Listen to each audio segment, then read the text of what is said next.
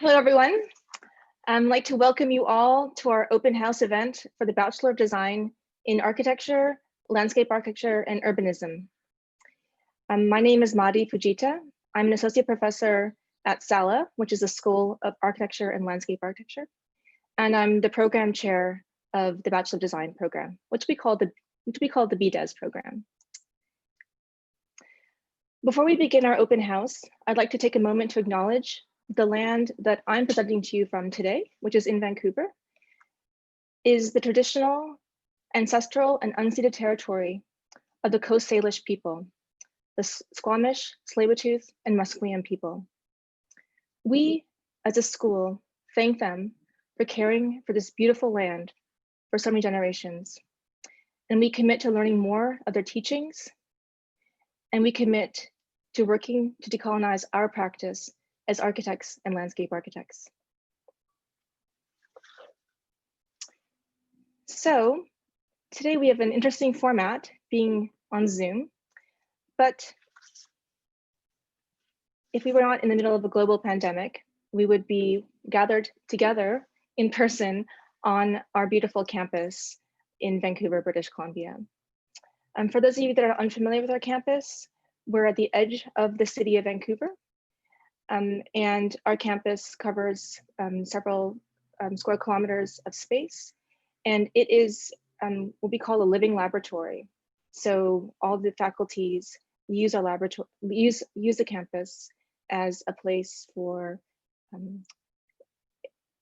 inspiration, for invention, for testing. As you can see, we are at the edge of the city. We have ocean around us and mountains behind us. At the core of our campus is the library complex and bell tower. And then you can see our campus has lots of really innovative landscape architecture and placemaking practices, as well as really important artifacts to commemorate the Musqueam people upon whose land our campus is located. So the format for open house today will have 5 sections. First, I will begin giving a program overview. Then I'll ask Adam Hua, who's our student services coordinator for the program, to talk to you a little bit about the admissions process. Adam and I will then talk a little bit about the supplemental part of the application. And then we are lucky to have 2 current students in the BDES program, Lisa Beignet and Chris Nurse, who will come and tell you a little bit about their experience in the program. And then we've reserved some time later for a Q&A. I'd like to mention that at the bottom of your Zoom window, there is a tab, or there's an icon that says Q&A, and you're actually welcome and invited to type in questions at any point that you have during this presentation.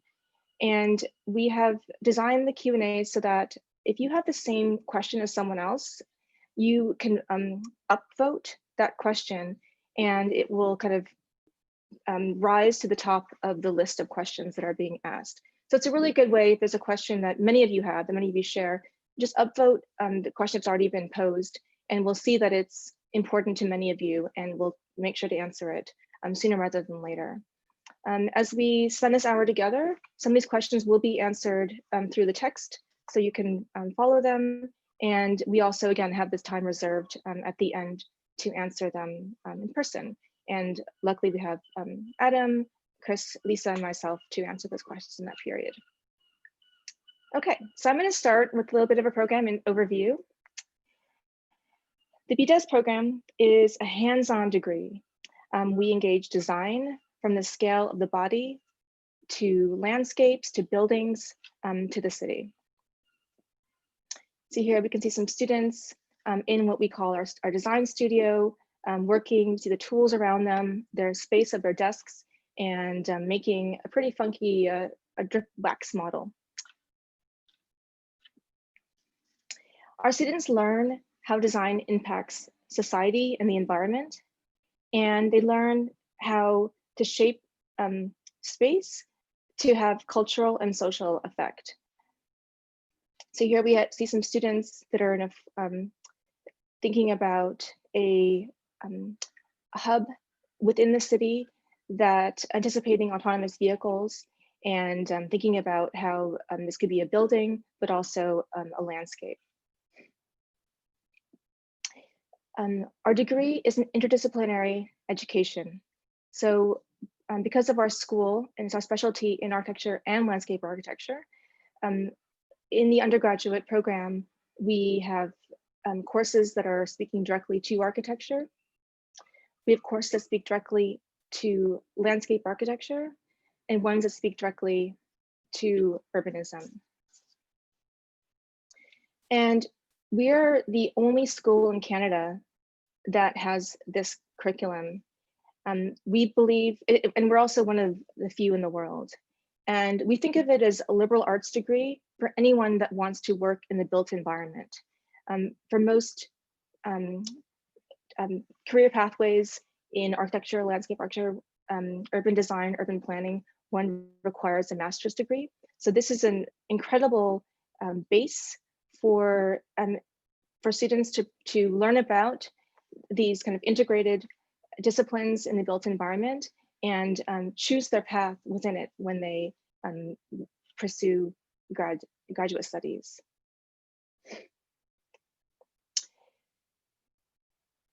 We also see that there's an incredible breadth of knowledge and unique skill set that's broadly applicable to other career choices beyond the core disciplines and professions that come from those disciplines. And I'll get into that a little bit later in my presentation. Our grads will go on to get master's degrees in architecture and landscape architecture and urban design, urban planning. They'll also get jobs in the film industry, graphic design, industrial design, interactive design, which is becoming quite popular and important. Some of them start their own design companies. They engage in design build and so on. Our school itself is quite small, SALA as a whole, within kind of the context of UBC. And the program itself, the Bachelor of Design program, is also a relatively small program. There's 60 students per cohort. We accept 50 into the first year class, and we reserve 10 seats for students to transfer into the second year. So building ultimately a cohort of 60 students per class. We spend a lot of time, so we therefore have a very low teacher to student ratio, and we spend a lot of time speaking one-on-one with students. So here I am speaking to a student about his drawing of a palm tree in Malaysia. And we have a very, casual way of kind of engaging students in the design studio. Here's a picture of what we would call a review. So the students have worked on their projects. We invite professionals and other faculty from our school to come in and talk directly to the students about their projects. And so we kind of get a sense of this culture and the scale.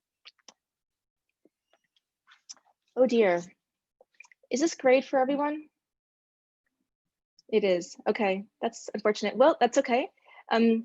Our curriculum, I can explain this in these files. So our curriculum has several strands. So the first strand and the most important one is design.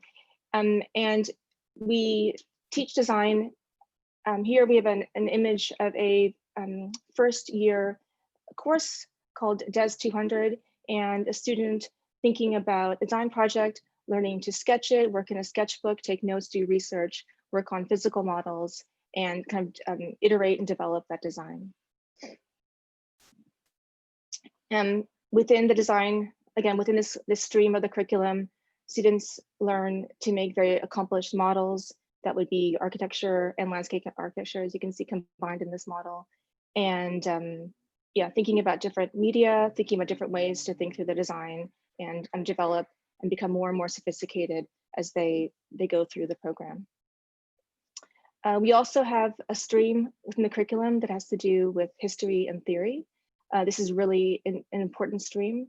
Students learn about, again, the history and theory of architecture, landscape architecture, and urbanism. So starting from the first year, they will engage a house. This is the Eames house for anyone that's interested in California. And they'll learn about how the house was made. They'll learn to research it, and they'll kind of learn to engage this house, which is, you know, a kind of canonic house from our modern history, as they themselves think through their own design ideas. Another important aspect of our curriculum is the technology stream. And within this stream, students learn the technical aspects of design. So here is a group of students working on structure and thinking about cantilevering. So the ability for a structure to extend beyond the base. And this is actually a competition to see who can make the longest cantilever in a built model. Within the technology stream, they also learn about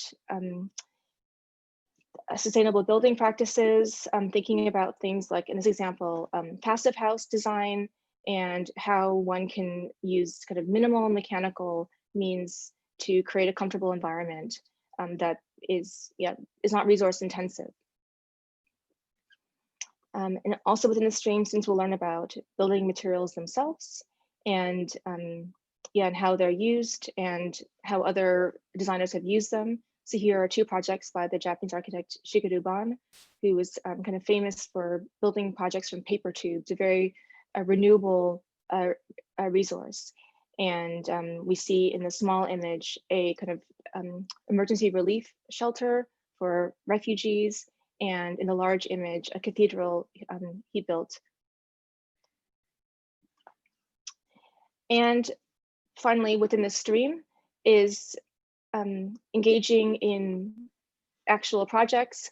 So here are students on a site visit to a really beautiful building in Surrey, a city close to Vancouver, and learning about this. It's an aquatic center in Surrey, and it has a very unique structure. It's a kind of suspended wood ceiling to create that long span. So they'll learn about how it was made, put together, and its structural principles.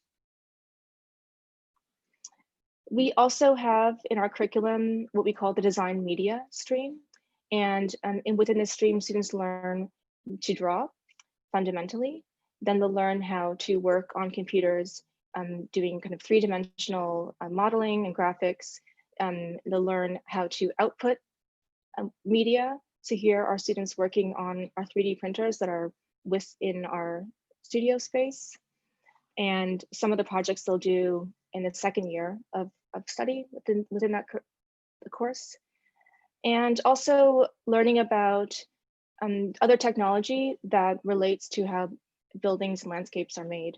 So here, our students are touring a robot, which is part of our school, and learning about what it can do and how that would change how as one designs, how one thinks about output materials.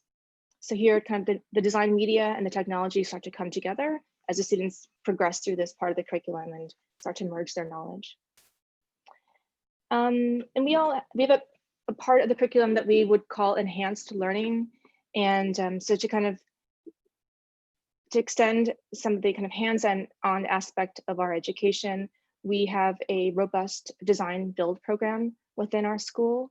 So here are some undergraduate students from a couple of years ago building a structure and learning how to use tools, or learn that 2x4s aren't actually 2 inches by 4 inches, and how to measure them and plan and so on. This is a project that our students built 2 summers ago on campus. We have a program where we build pavilions on campus, and this used cedar from trees that were from campus and had to be harvested. And so they preserved that wood and made this really beautiful pavilion.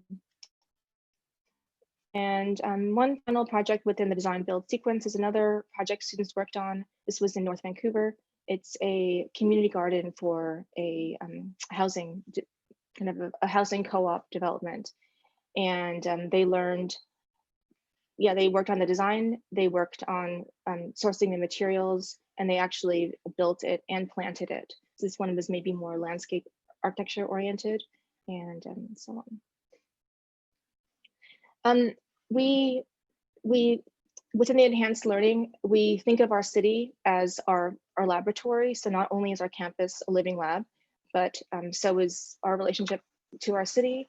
So here we have a student kind of going out to a very famous garden within the city of Vancouver. It's the Arthur Erickson Garden. And we'll take a field trip for a course and just spend an afternoon drawing and absorbing the space. We also do have a studies abroad program within our school that undergraduates participate in. So here's a course that I actually taught a couple years ago to Japan, and students spending time in the ONG garden in Kyoto. We got in first thing in the morning without any other crowd, so we could have the kind of garden to ourselves, and we sat and sketched for a period of time. There are other opportunities also that our students engage in. We have clubs and different groups, and this is 2 students in the undergraduate program that applied with a design idea for a design competition. So they kind of self-started this idea, and they won the design competition and got the commission to build it. And it was a booth for Azure, which is a magazine, a design magazine in Canada.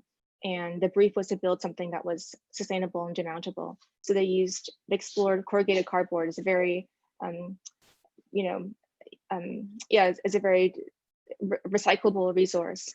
And they got sponsorship from design stores to kind of borrow carpet tiles and designer furniture and make this booth. And then they sat there and actually manned or humaned the booth for the duration of this trade show that it was part of. And it was really great for them because they watched people interact with their design and really kind of saw that and kind of got some feedback on it. So really, really amazing experience all around. And this is something that, it's a competition that comes from Azure, it goes through the school, but the students have the opportunity to kind of self-start or pursue these on their own. So upon graduation, I've already mentioned, but this is just so it's kind of clear, many of our students will pursue graduate programs, and that would lead to careers in architecture, landscape architecture, urban design, urban planning. But we also believe that our degree is a really, really great base for students to have to become entrepreneurs in design. And we actually have a course about entrepreneurship in the 4th year. We believe that our program is a really great base to pursue industrial design, furniture, lighting design. There's also many opportunities here in Vancouver in the film industry. There's opportunities in the fashion industry, and also working in design build. So I've taught at UBC for over 15 years.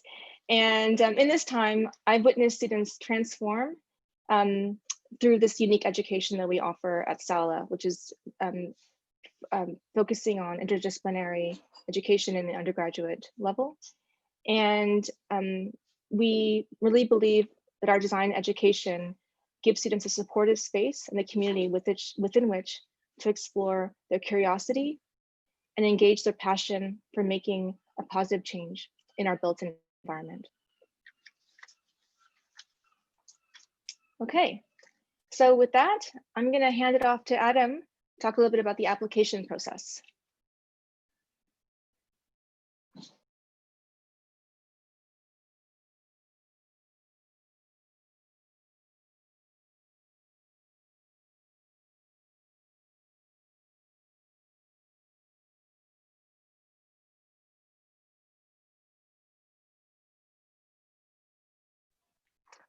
I don't see Adam, so I'm just going to see whether he's okay technology-wise in Zoom. Please just give us a moment. Sorry about that, Madi. There was just some internet connectivity issues I had there that disconnected me, but I am back. Hi, everybody. My name is Adam. I am the Student Services Coordinator for the BDES program. If you've sent me emails across the last several months interested in the program, I've probably spoken with you. So I would say the first step, I'm just going to quickly take you through the applications process for the program. It won't be too long. the first step would be to review your admissions requirements. If you see in the chat box, I've included some important resources and links for you to check out. And one of them will include information on your admission requirements. So your admission requirements are going to vary depending on what kind of applicant you are going to be. So the three most common are going to be if you're coming from secondary school, if you're currently a UBC student looking to transfer, or if you're looking to transfer from a different post-secondary institution. So on our website, you'll find all the admission requirements specific to you. And then we will move on to the next step, would be to create your CWL account. So this CWL account, it's your campus-wide login account. So this is going to be what the account that you're going to be using throughout your duration at UBC. You will need to create this account first before you are able to submit an application. And then once you've created your CWL account, you can go ahead over into the submitting your application. The BDES program will fall under the undergraduate degree program. So you can go ahead once you've created a CWL account to log in to submit your application. On the application, there's some questions that popped up that I've seen that have some students and applicants confused about the supplemental application. So when you're applying and going through the application process on the UBC website, there is a portion that is, there is a component of the application also called the supplemental application that you won't be, I don't believe you'll be required to fill out there. Our supplemental application that we require and that is mandatory will be sent to you separately after you submit your initial application. So just to clarify on that point. And then moving on to the next. So we're going to touch a little bit on this just in a bit, a little bit more information about the supplemental application. But as I mentioned just now, as soon as you submit your UBC application, you will receive the supplemental application. For those of you here who have already submitted your UBC application but have not received this information, don't worry, it hasn't been sent out yet. We are finalizing all of the components, and we will be looking to send this information out about mid-November. And generally, we will be sending the supplemental application out weekly. So depending on when you submit your UBC application, you will receive the supplemental application information within a week or so of submitting your initial application. And the last thing I want to mention is keep in contact with me if you have any questions throughout the application process. So whether that be the supplemental application portion, or whether that be you have specific questions about your circumstances through the UBC application, you can feel free to send me an email at des@sala.ubc.ca. I'm always available by email, and if you would like, we can also set up a Zoom meeting for one-on-one consultation if you need that as well. Thank you. Great. Thanks, Adam. So as you can see, there's set for CWL. You submit your first part, which is the general UBC application for the program. And then once we receive that, we'll send you information by email about what we call the supplemental. So this is a part of the application that's specific to our program, not generic to UBC. And we get lots of questions about this, understandably. So we thought we'd just take a couple moments to show you some slides to explain how we think about the supplemental. So first of all, I just put this image up. We believe that your application is a constellation of parts. And so we're reviewing all the parts of your application to get to know you more.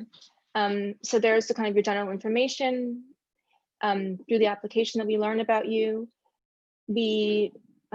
Obviously your transcript is quite important. So we're interested in where you went to school, what your academic performances look like, and what kind of courses you've taken. So that is something that is we study.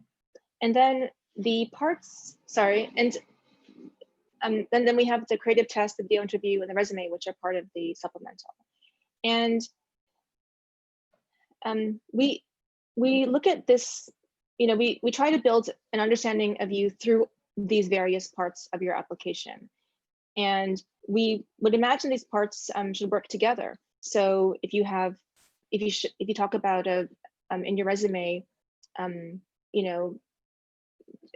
travel, your love of travel, and you give evidence of that, then maybe in the video interview, some evidence of that might also come out in the way you respond to our question. So just focusing on the supplemental itself, there are 3 components, as you already saw from Adam's slide. There's a creative test, the video interview, and what we call the resume. And the video interview is something that you do from your home on your computer, and you will be sent one question that you have 90 seconds to respond to. And having reviewed many of these, I would just say that 90 seconds goes quite quickly. So you may want to practice a couple times and make sure that your response fits within 90 seconds, because it's really frustrating when a student's saying really interesting things and they get cut off. And I'd like to know what the ending is and where they're going to with their response. So please plan for this, do some dry runs before you hit record, because it goes quick. Next is the creative test. You'll be given 3 design prompts. So kind of 3 design questions or 3 design problems. And we'll be asking you to draw something. We'll ask you to make something. We may ask you to draw and make something. And for each of these separate design prompts, you'll be asked to show your process. So just scanning images from your sketchbook, or maybe if you are making, in the case of the middle image, this dress that was made from found objects, maybe some tests that were made before to making the final, so that there's an evidence of your process and how you thought about it and how you developed, and then images of your photographs of your final result of the design prompt. These you kind of package up into a PDF and you submit through our portal. And finally, we ask you for a resume, and clearly we would like to know the general stuff covered on a resume, your education, your work experience, if you have any. If you have travel experience, we're really curious about that. If you have volunteer experience, we're really curious about that. So if there's any aspects of things you've done that are relevant to pursuing design, or maybe speak to your interest in design, we would love for that to show up on your resume. So please think about that. And there isn't a limit to how long the resume is. So please just think about how you can tell us about your relevant experiences through this piece. And finally, as Adam said, the questions will be released. We're aiming for November 15th, and they're due February 15th. So again, if you've already applied to UBC and done the first steps, that's amazing. Way to be on top of things, and just be patient until we do our first release in mid-November of the supplemental questions. Certainly applying early means that you have more time to work on these various aspects of the supplemental. So that would be probably very good strategically to think about getting the application in earlier rather than later. Okay, so that concludes our section about admissions and supplemental. I'm gonna now hand it over to Lisa Beignet, who will talk about her experience as a first-year BDES student. Awesome, thank you so much, Maddie. So I'm just gonna share my screen, let me know if it works. Does that look good? All right. So my name is Lisa. I'm currently in the first year of the BDES, and I'm just going to talk to you guys a little bit about how I approached the creative test. what my year looks like now that I'm in the first year, and I'm just gonna go into a little bit more depth in a project I did recently for class, so you guys can get a better idea of what it is we actually do in the first year and how that process works. So yeah, oh no. There we go, okay. So the creative test.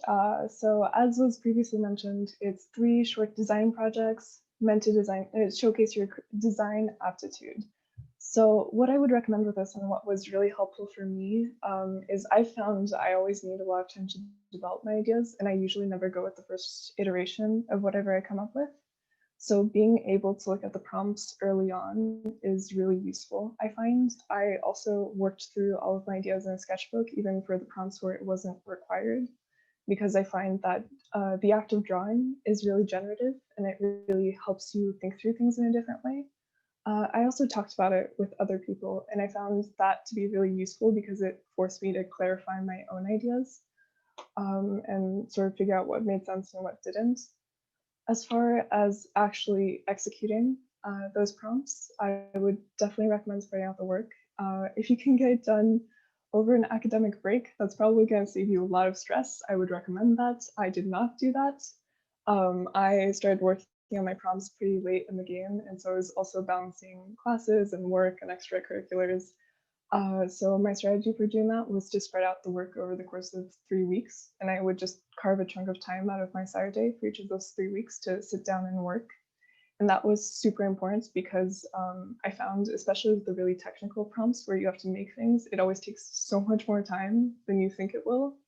And I had to work through multiple study models and use multiple kinds of materials to find what worked. And so being able to have a little bit of leeway was really crucial there.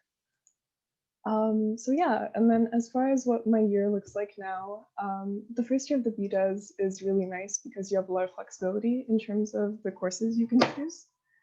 And so I'm currently taking 3 DES, so design courses, and then 2 elective courses.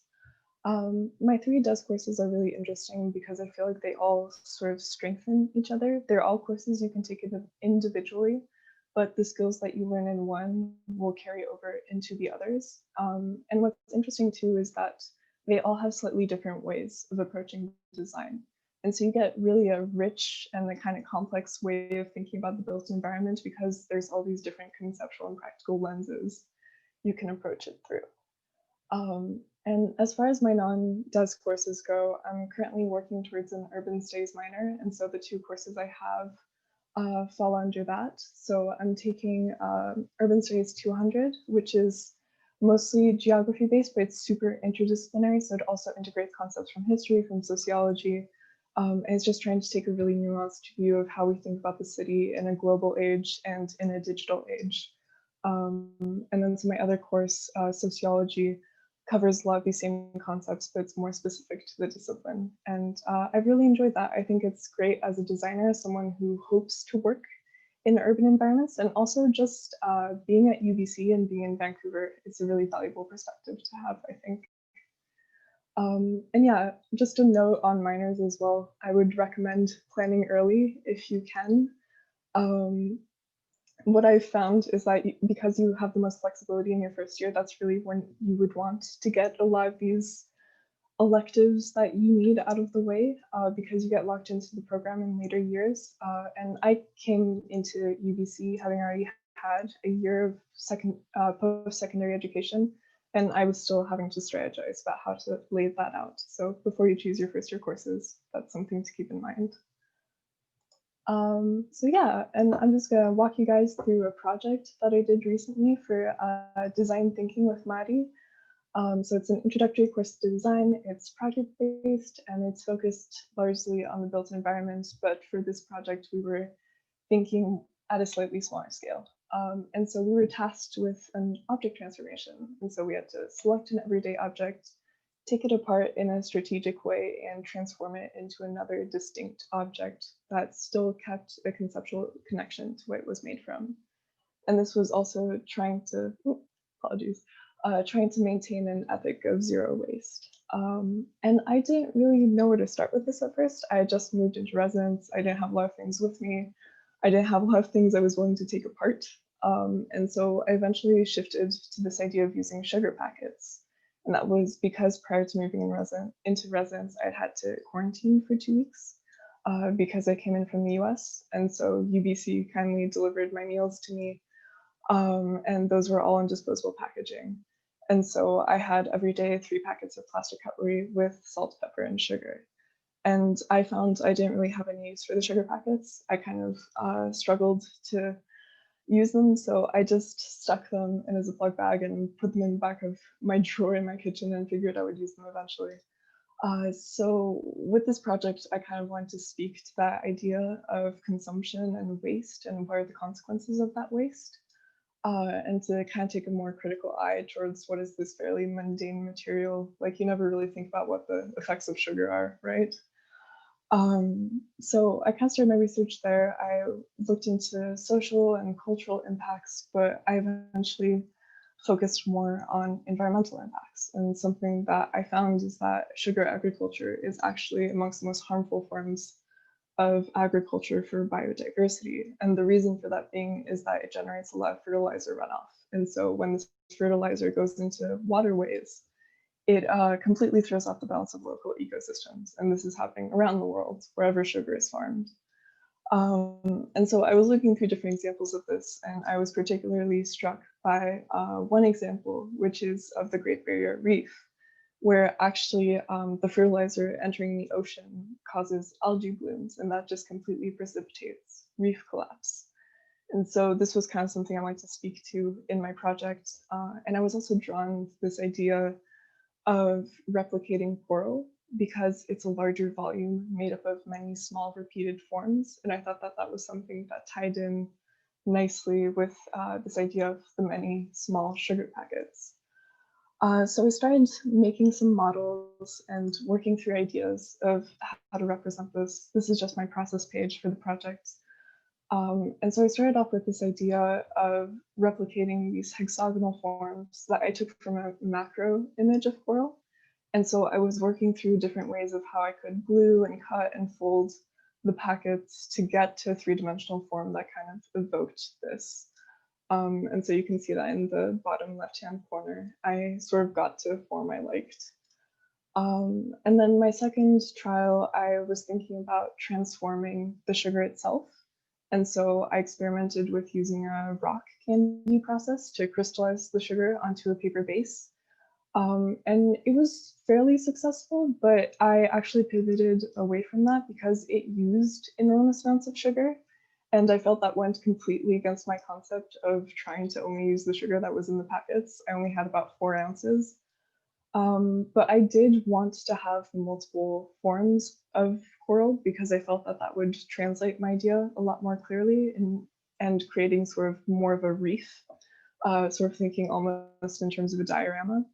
And so my third trial was again trying to create this branched form. And so I used leftover strips of the paper packets. So also making sure that all parts of my object were used. And I eventually got to a form that I liked. And so I arranged all of this onto a cardboard base and I bought a blue poster and spent a lot of time photographing it. And this was the result. And so that is Saran wrap in the background. I got kind of creative with it, but I was really happy with how it turned out overall. And so that's, just to give you a little bit of an idea of the kinds of projects you get in your first year, as well as the fact that you do have to go through multiple iterations. Some things work, some things don't. And ultimately, yeah, that's the result.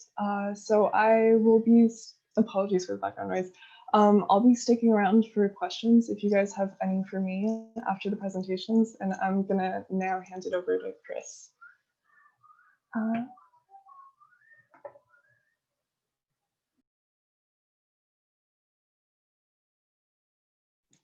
Hi everyone, I just make sure you can see my screen here. Perfect. Seemed to be trouble getting it into full screen. There we go. So yeah, my name is Chris. I am a second-year student here at the Bachelor of Design program at UBC. And I'm going to give you guys a quick presentation on my application process and kind of my day-to-day life in a fixed curriculum. And I'll also share with you one of the projects that I worked on in my studio. So like Lisa discussed with the creative test, she kind of gave you a broad overview of some tips and tricks to consider when focusing on it. And I would definitely consider it to be the bulk of the application process. Each component is important, but it's really your chance to differentiate yourself from everyone else and showcase your design, your aptitude, your creativity with the process. So I can give you a little example. I'm not too sure. This was from last year's. And it's 3 short design projects, showcase your design aptitude and creativity. And one of the examples was given was to design a lampshade for the flashlight function of your phone. And this you can take it in like 10 million different ways. And it's really a chance for you to show your creativity and branch out and maybe consider something that you wouldn't before. So when I was considering this, I was kind of deconstructing the question and the project and reconsidering like, oh, what does a lampshade mean? Like, how could that be used, especially for a phone? It's on a completely different scale. And so I kind of approached it by thinking how I could manipulate the light. So I'm changing the project a bit, but still focusing on the example that they give. And so I can give you a little showcase of what I came up with.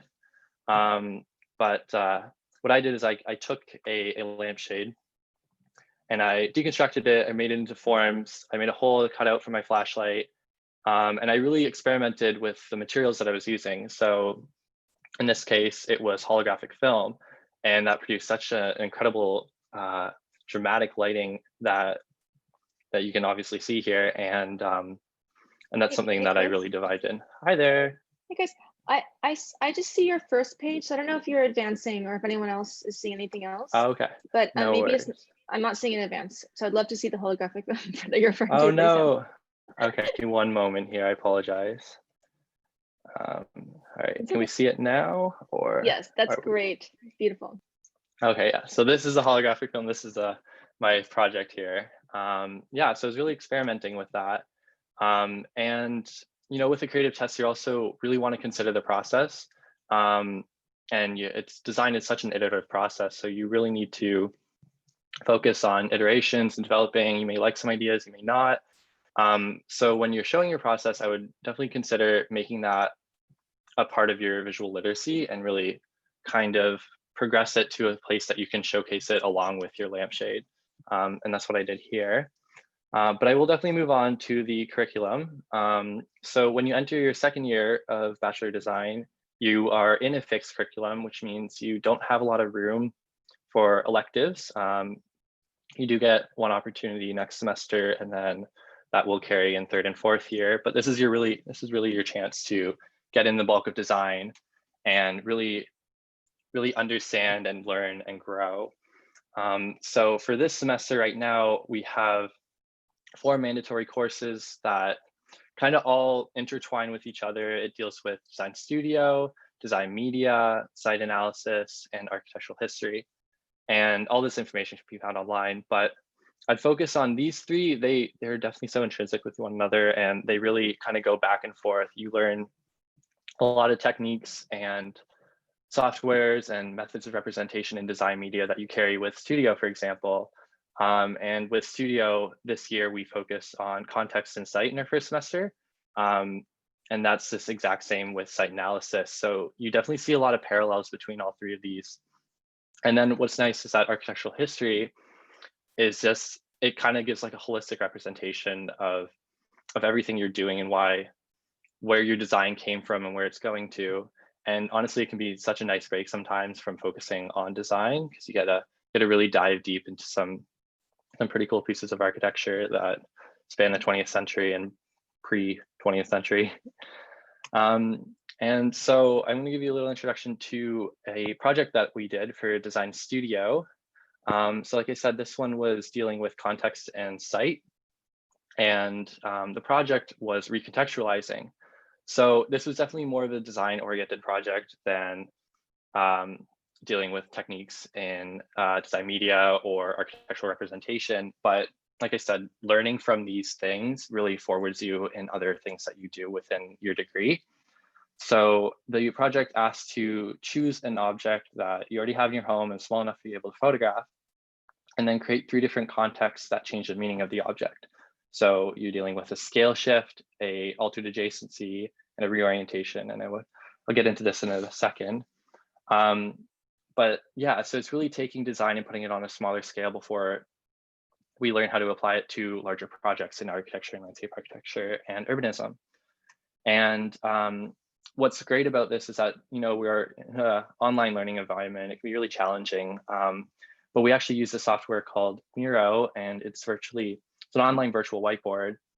And it's really useful and really puts the studio in an online setting, because you get to see your peers' work, you get to navigate throughout the board, and this is where you take all your desk crits and where you share ideas with your profs and your TAs. And we can zoom in a bit here. And for example, this is my group's board. It's meant to be messy. It's meant to be such an iterative process. And I think that's one of the great things about this program. And then that's a little board. This is actually a project I'm working on right now. So it's not dealing with the recontextualization, but we can just imagine what it would be if I put it on there. So this is just the process I was working with. I actually chose a iron pill as my object. I was really interested in the size and the shape and the glossiness of it, and I thought it'd be really cool to reorient that. And so what I came up with my final was this project right here. And I'm sorry that I have to show you my process from the very beginning to this. We changed our Miro board up a bit, so I lost some of that.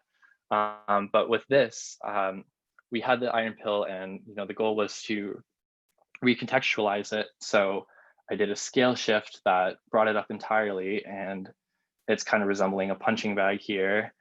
With my altered adjacency, you would take something as an iron pill that's seen as a supplement. It's a mineral, you take it to, if you're anemic or if you're unhealthy and you need it, and you reimagine it with sprinkles in this case, and it kind of just changes the whole context of what the pill actually is, because you don't see it that way anymore. And with the third one, I kind of backtracked up a little bit, and I was thinking, okay, iron comes from iron ore is a raw material that you mine in the earth. And what if we kind of flip that around, reorient it, and say, okay, instead of iron for the iron in the earth, we can iron for the iron in the iron pill. It was a lot of redundancies and playing off of different ironic things, hence my title.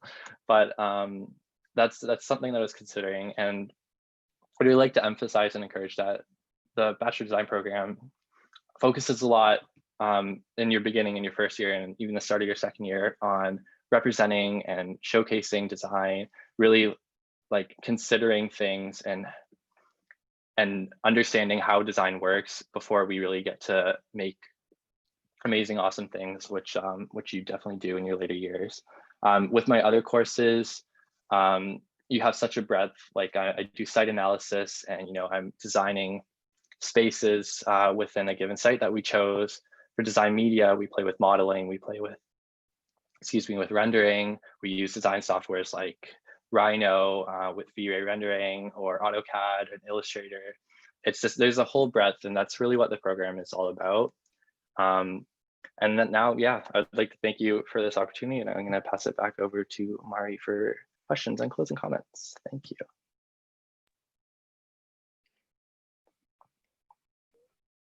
Lisa and Chris, that was so great. Thank you both so much for your presentations.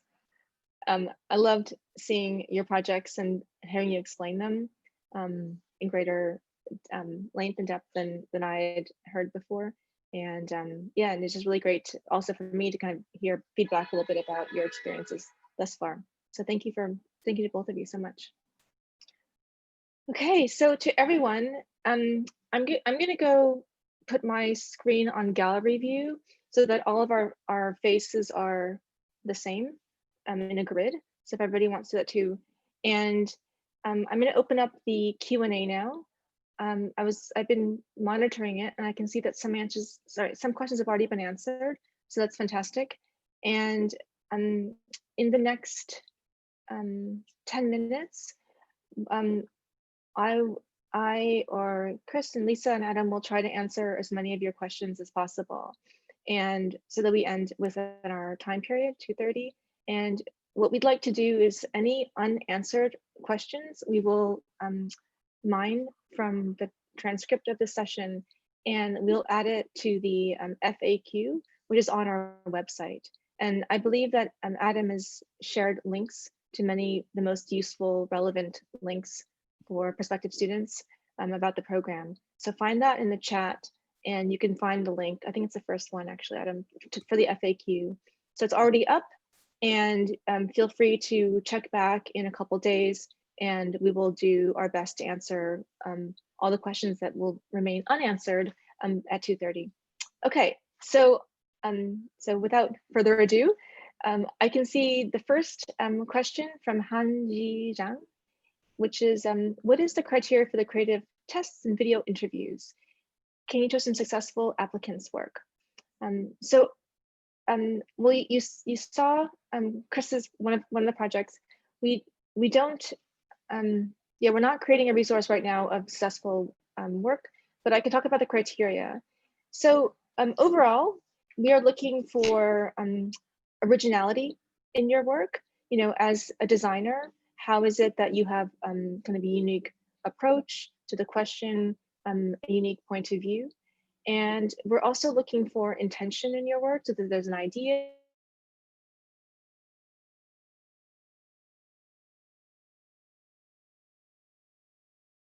Manipulating light to create effect. And there's one image that was just so gorgeous of the light, you know, reflected through the holographic film, really swirling, delicious light. So it was clear that he was quite successful. He had a concept, he's quite successful in achieving it through the apparatus that he designed and made. We're interested in seeing your, you know, your abilities. We're interested in seeing like how you draw. We're interested in seeing how you make things. As designers, we're very interested in craft, because ultimately we're training students to build real things that will be in the world.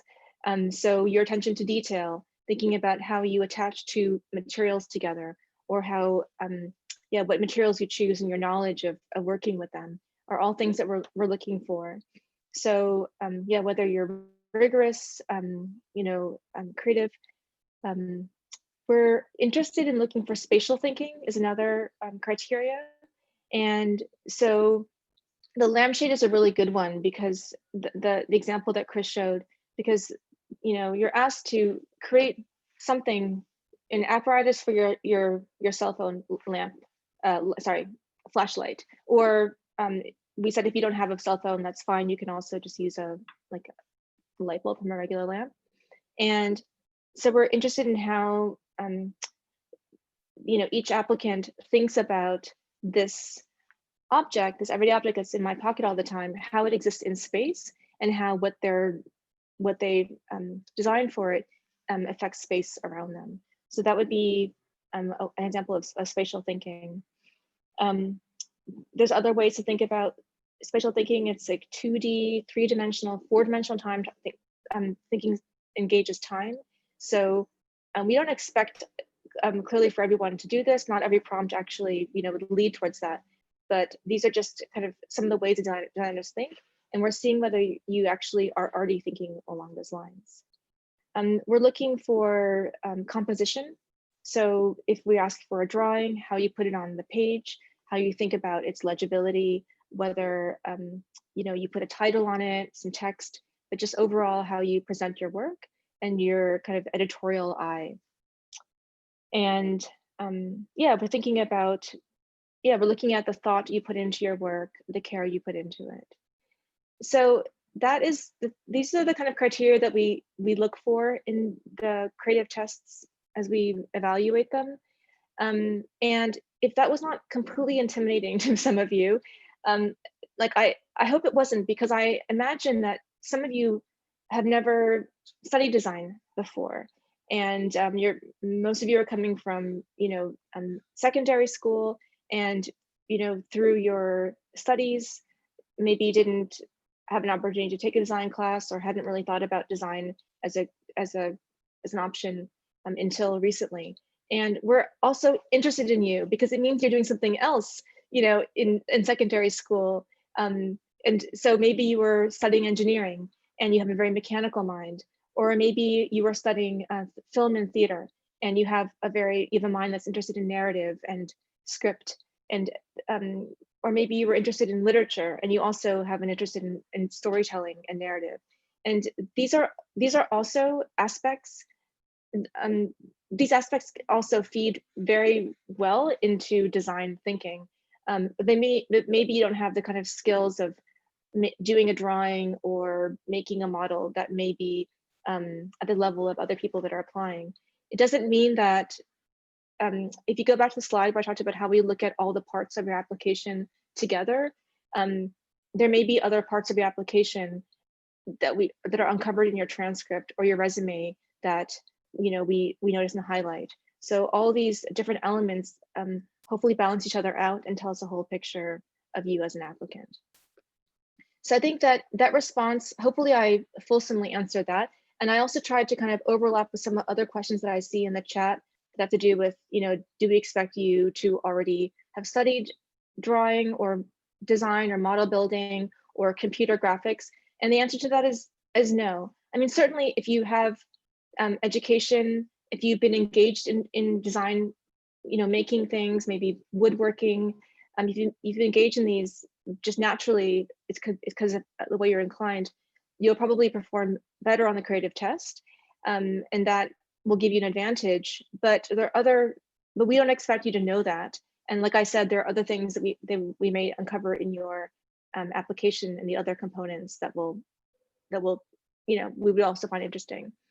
But we will teach you all of those skills. So as Lisa showed you in her presentation, she's taking a course that's about hand drawing and hand drafting.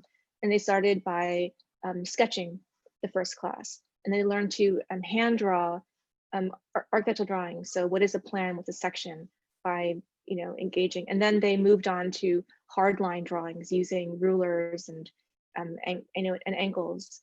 But they're really focusing on developing their hand drawing skills.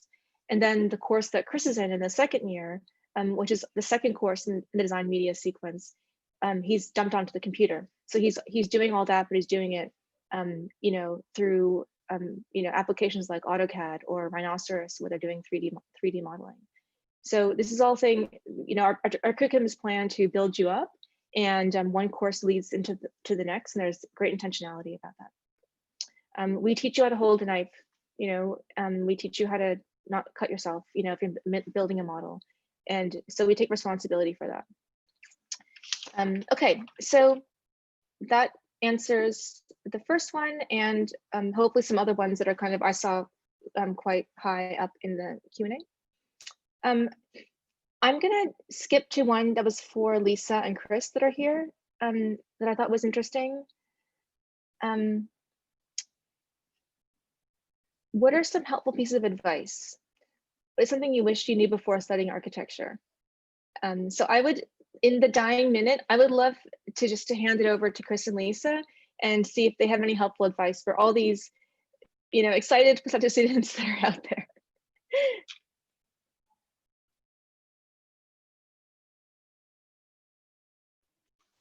I can do my best to answer that. I really think design is it's such an iterative process. So there's always a chance to improve, and there's always something that you can improve on.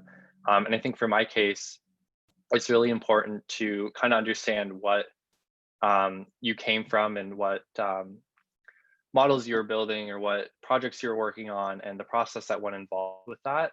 But to be free with it and to not be so set on the requirements of an assignment or the requirements of even like the creative test of the application to get into the program. I'd really encourage everyone to go beyond what any requirement can be, because it's all up to interpretation. And at the end of the day, you're designing, you're solving problems. And I would really encourage that, yeah. Yeah, absolutely second that. Otherwise, so the question was, what do you wish you would know before going into architecture? Okay. Yeah. And maybe also applying, like what yeah, what do you wish you had known a year ago? considering where these students are. Yeah, no, for sure. Yes, no, definitely it is an iterative process. I never go with my first idea either. And I think one of the reasons why I recommended looking at the prompts early is because the way I work is I kind of keep ideas in the back of my mind. And so I'll make connections with other things organically, as opposed to like being stressed for time and trying to produce. And I think that's a big thing too, is giving yourself the time and the space to explore and to maybe, look through precedents or talk through it. And so that sort of allows you to develop these ideas even if you're not actively working on them. I found that's been my process for most things. And same with the first year too. I'll like try to look at things as early as possible, even if I really have no time to start working, just so I can sort of start fleshing out my ideas. That's great. That's great. And that echoes what you wrote in your presentation, Lisa, about get the prompts early and everything takes longer. So just give yourself the time to think about it actively or inactively, dream about it, or just as you're doing other things, think about work on the creative test and give yourself the time to do that. Okay, that's excellent advice. Thank you both for that. Adam, thanks for coming and presenting the admissions in 5 easy steps. Of course. That's great. It's very clear. Okay, everyone. Thank you so much for coming to our open house. Like I said, we will record these questions and we will add them to our FAQ, which is available at the links that Adam's provided in the chat window. So you can go see what's there already. We also have a video about our program. If you haven't seen that, it's also on our, our program page. So please, there's lots of information that's we've put together already for you. So please use them as a resource. And yeah, thank you for your time today. And I look forward to seeing your applications if they're coming in this year. I'm gonna look for them, or if you're just planning for, your future and they come in next year, I'll look forward to seeing them too. Okay, thanks everyone. Thanks for coming. Thanks, Be everyone. well. Take care.